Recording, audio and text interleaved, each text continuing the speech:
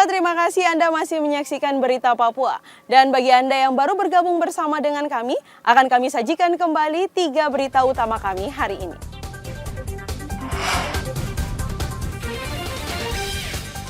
Bocah 7 tahun tewas setelah terpleset di dermaga Atsi, Kabupaten Asmat, Papua Selatan. Razia pengendara nakal di SPBU Kota Jayapura. Polisi temukan 2 truk penimbun BBM. Kejaksaan Tinggi Papua tahan 2 tersangka kredit fiktif yang merugikan negara ratusan miliar rupiah.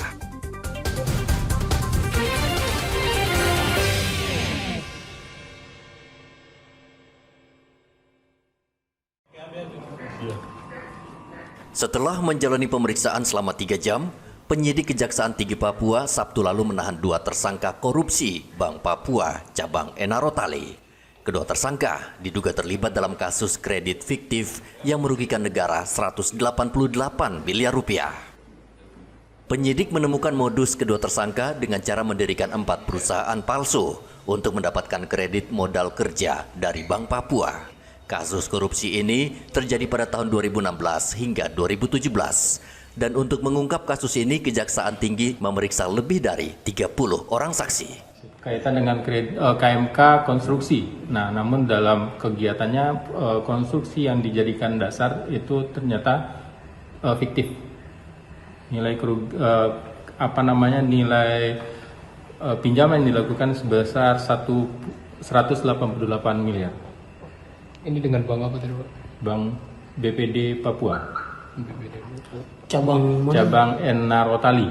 Enarotali. Ada tersangka lain tidak? Kami sudah menetapkan tersangka lainnya juga, yaitu kepala cabang di 2016. Berarti dalam kasus ini sudah ada 3. Sebetulnya ini adalah pengembangan dari perkara sebelumnya. Yang ini sebelumnya sudah ada ditetapkan 3 orang tersangka yang sudah menjalani hukuman. Nah, kemudian ini ada pengembangannya sebanyak 3 orang lagi. Kedua tersangka langsung dijebloskan ke tahanan Polda Papua Jayapura. Dalam waktu dekat, Kejaksaan akan segera melimpahkan kasus ini ke persidangan.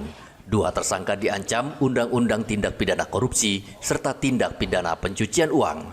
Sebelumnya, Kejaksaan Tinggi Papua juga menjebloskan mantan kepala cabang Bank Papua ke penjara dalam kasus yang sama. Arthur melaporkan dari Kota Jayapura, Papua.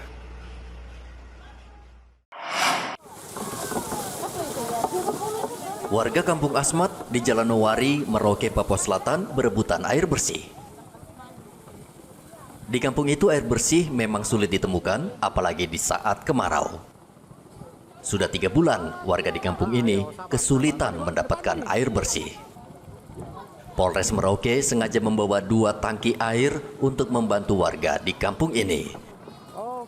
Warga senang karena dengan bantuan polisi, mereka tidak perlu lagi berjalan kaki sejauh 7 km untuk mendapatkan air. Cari air tawar bagaimana untuk minum? Pakai di galon sana. Beli? Air galon. Iya, beli 10.000 Ya. 1 galon itu. Iya. Jadi susah. Yang putih yang itu 2.000. Sekarang ini sudah berapa lama susah air di sini, Ibu? Lama.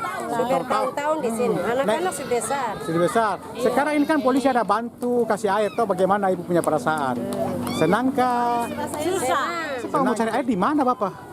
Kami jalan sampai 5 kilo, bahkan sampai 7-6 kilo kita cari air minum. Air tawar itu ya? Ini selama musim kemarau begini ya? Ya begini saja. Kenapa, Pak? Kalau bisa kami bisa dibantu. Air ya? Bisa dibantu air minum. Susah. Bersih di mana air tawar? Tidak ada. Hah? Tidak ada. Jadi kalau mau minum bagaimana? Kita bisa beli. Oh, beli berapa harganya? Ada yang 2.000, 3.000. Ini sudah berapa lama susah air ini, Bapak? Sudah sekian tahun ini. Polisi membagikan air bersih secara berkala pada kantong-kantong pemukiman warga yang sulit air bersih dengan menggunakan mobil tangki air. Hari ini kita melaksanakan penyaluran air bersih kepada masyarakat Asmat di Kampung Nowari.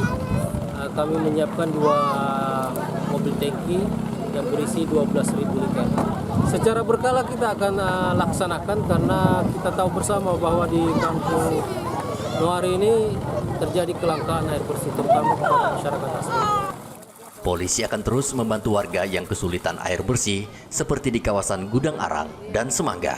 Muhammad Ridwan melaporkan dari Merauke, Papua Selatan. Bukan hanya pengendara yang mengeluh atas rusaknya jalan di Pasar Lama Sentani. Para pedagang di pasar itu pun turut mengeluh dengan saluran drainase yang tidak bekerja dengan baik. Drainase banyak tumpukan sampah sehingga mampet. Maria Waromi, salah satu pedagang di Pasar Lama Sentani, mengatakan sering kewalahan ketika hujan turun. Saat hujan turun, air meluap hingga menggenangi jualannya. Kalau hujan begini tempat tidak layak sama sekali karena parit mengganggu. Banjir berarti dari bawah sampah dia naik. Jadi kadang kita pindahkan jualan ke belakang lagi, jual di belakang. Warga Sentani mendesak Pemkab Jayapura segera membenahi masalah yang sudah berlarut-larut terjadi di Pasar Lama itu. Masyarakat Kabupaten Jayapura dalam kondisi-kondisi tertentu selalu menghadapi persoalan yang ada di wilayah Pasar Lama. Hujan sedikit tentu saja itu banjir. Ya, banjir, air tergenang dari parit naik itu banyak sampah-sampah dan juga sampah-sampah itu selalu bermuara di Danau Sentani. Oleh sebab itu jalan itu perlu diperbaiki dan juga paling penting paritnya itu harus dibersihkan secara baik, diatur secara baik dan juga pemerintah, saya juga berharap pemerintah kalau di saat kerja perhatikan dampak dari pembuangan itu karena pasti dia akan bermuara ke Danau Sentani. Sebab itu harus direncanakan secara baik, diperbaiki secara baik. Jangan abaikan yang masyarakat bahkan aktivitas di Pasar Lama. Ya, itu akses jalan bagi masyarakat. Itu jalan lebih dulu ada sebelum ada Pasar Baru. Informasi yang saya dapat untuk Pasar Lama dalam aktivitas transaksi jual beli kan Pemda sudah bangun Pasar Baru. Tapi masyarakat lebih peka, lebih enak. Ekonominya itu misalnya masyarakat dari danau yang masyarakat di Sentani itu ekonomi yang paling jelas itu adalah transaksi jual beli ikan. Itu di Pasar Lama. Pasar Lama Sentani adalah pasar pertama di Kabupaten Jayapura dan hingga kini masih menjadi salah satu pasar yang menggerakkan ekonomi di Jayapura. Ari melaporkan dari Kabupaten Jayapura, Papua.